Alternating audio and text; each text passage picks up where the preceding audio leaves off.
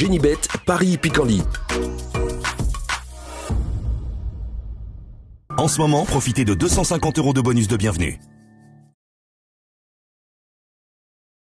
Bonjour à toutes et bonjour à tous, on se retrouve sur canalturf.com pour parler du programme de ce mardi 10 septembre. Le Quintet aura pour cadre l'hippodrome d'Auteuil, il rassemble des chevaux pour la plupart bien connus en pareille société. Nous évoquerons donc cette course dans la première partie de l'émission et dans la deuxième, j'aurai des coups de cœur à vous indiquer pour Auteuil mais également pour Vincennes en Réunion 4 puisque j'ai pu discuter avec certains socio-professionnels étant de la partie. Comme vous le savez, je vous invite à partager ce programme et à le liker. Et ce, via nos différents réseaux sociaux. C'est un acte toujours gratuit. Donc pour ce quintet prix Jean Bart, en ce mardi 10 septembre, j'aime beaucoup le top weight numéro 1, Halentero, un cheval régulier, 7 podiums pour lui en 10 courses courues. Ajoutez à cela qu'il a couru 2 quintets, il s'est classé à chaque fois deuxième. À mon avis, ici, pour sa course de rentrée, il n'a pas été revu depuis le 25 juin.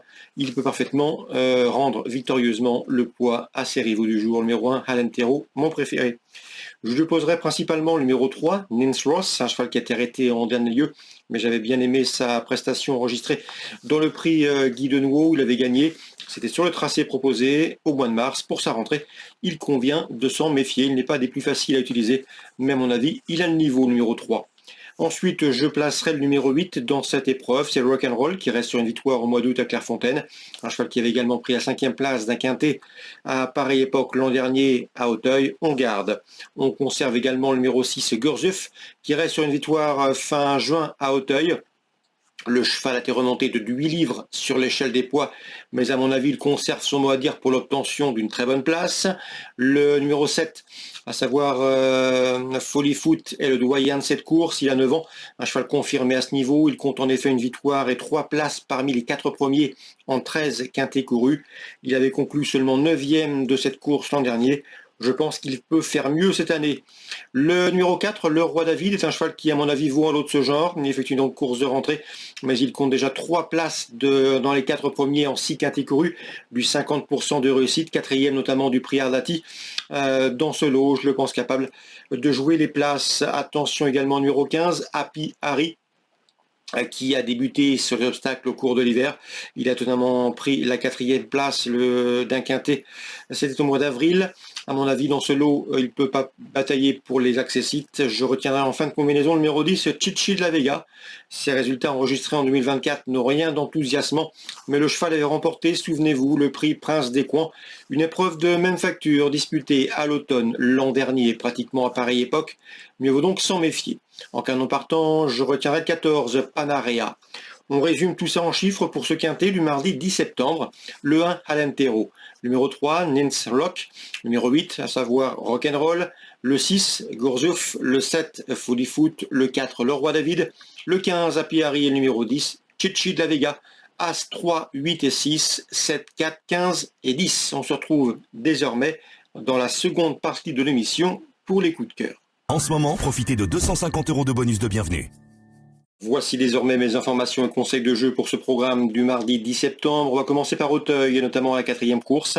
J'ai pu discuter avec l'entraîneur Noam Chevalier. Il est assez confiant que le 407 Calme Olympien, un cheval qui a dévoilé un certain potentiel en plaque, qui va débuter ici sur les obstacles avec des ambitions.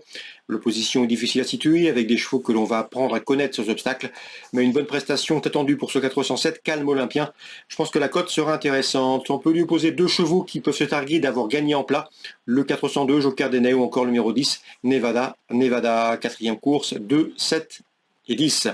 Dans la 7e, j'aime beaucoup le 712 Le Cabernet qui pour ses débuts sur le steeple, après avoir couru en S, est classé bon 2e, des débuts encourageants dans la discipline, confirmation attendue. On peut lui adjoindre le numéro 4, à savoir Keren de Seuil qui n'a pas connu la défaite cette année.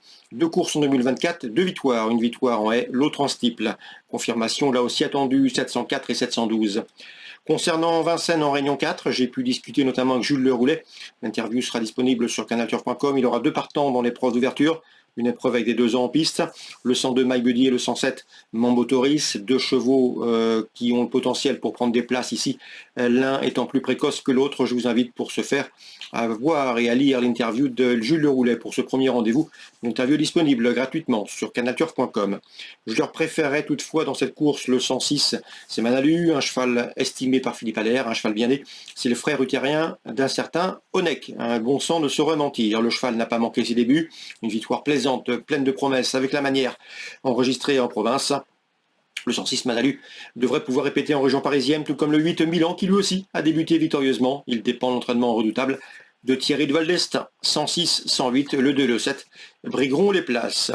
Dans le 3e rendez-vous, j'ai pu discuter avec Philippe Tripp dernièrement. Il nous avait recommandé le 307 Jacinthe des Ulmes. La jument lui a donné raison, est au mieux sur pied du devrait répéter. On peut lui opposer le numéro 8 Jamaïca Fedo.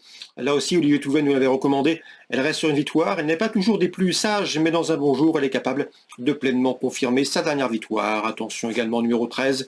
Le 313, c'est Jurella de Palme, qui vient de bien faire à droite, mais qui a également des références corde à gauche. Elle devrait pouvoir accompagner les précédentes citées, 307, 308 et 313. Dans la 4e, le 408 Killer Band est un cheval préservé, estimé par Ludovic Claudréan. Selon moi, son représentant et son protégé à la pointure d'une course comme celle-ci. Le bémol le concernant, eh bien c'est le un numéro 8 peu enviable derrière la voiture, ce qui à mon avis peut jouer contre lui, mais c'est un cheval à noter sur vos tablettes. Il a la pointure, à mon avis, d'une course de cet acabit, le 408 Killer Band. Concernant maintenant la 8e, j'ai pu discuter avec Nicolas Delamarre qui présente le 704 Irving Herold.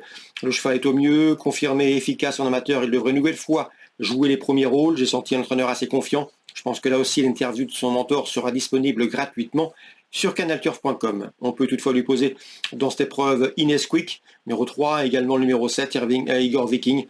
2 chevaux, 2 autres 6 ans de qualité qui ont parfaitement les moyens de se mettre en évidence en pareille société. 703, 704 et 707.